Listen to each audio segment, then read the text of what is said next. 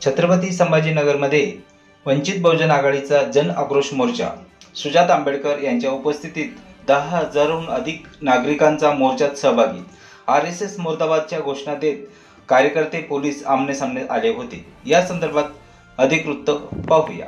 वंचित बहुजन आघाडीचे कार्यकर्ते राहुल मकासरे आणि आंबेडकरवादी तरुणांवर दाखल करण्यात आलेल्या गुन्ह्यांमध्ये व त्या विरोधात आज औरंगाबाद शहरात जन आक्रोश मोर्चा काढण्यात आला होता। या मोर्चाला तरुणांपासून तर वृद्धांपर्यंत 10,000 पेक्षा जास्त नागरिकांनी उपस्थिती लावत शहर दणाणून सोडले होते। आरएसएसच्या कार्यालयाजवळ तणाव निर्माण झाला होता। पोलीस कार्यकर्ते आमने-सामने आले होते।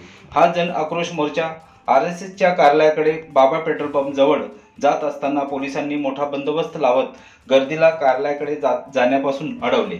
या अडवणुकीमुळे वंचित बहुजन आघाडीचे कार्यकर्ते आणि पोलीस आमने-सामने आले होते। आज जन आक्रोश मोर्चा वंचित बहुजन आघाडीचे युवा नेते सुजात आंबेडकर यांची उपस्थित होती, ज्यामुळे भीमसैनिकांमध्ये मोठा उत्साह संचारला होता। मोर्चात सहभागी झालेले युवक, महिला आणि नागरिकांनी हातात फलक घेऊन जोरदार घोषणाबाजी केली। यावेळी आरएसएस मुर्दाबादच्या घोषणांनी औरंगाबाद शहर दणाणून गेले होते।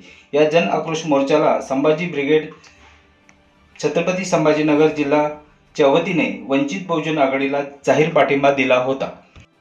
आरएसएसने भारतीय संविधान, तिरंगा आणि महाराष्ट्र पब्लिक ॲक्टची प्रत घेण्यास नकार दिला।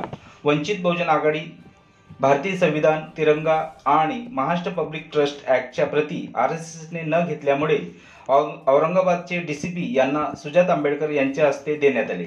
यावेळी वंचित बहुजन आघाडीचे अमित भुईगड, शमीबा पाटील तसेच छत्रपती संभाजीनगरचे जिल्हाध्यक्ष सतीश गायकवाडसह पदाधिकारी, कार्यकर्ते, युवक, महिला व नागरिक मोठ्या संख्येने भीम अनुयायी या जन आक्रोश मोर्चात सहभागी झाले होते।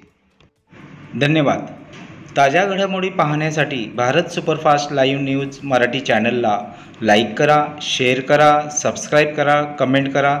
धन्यवाद।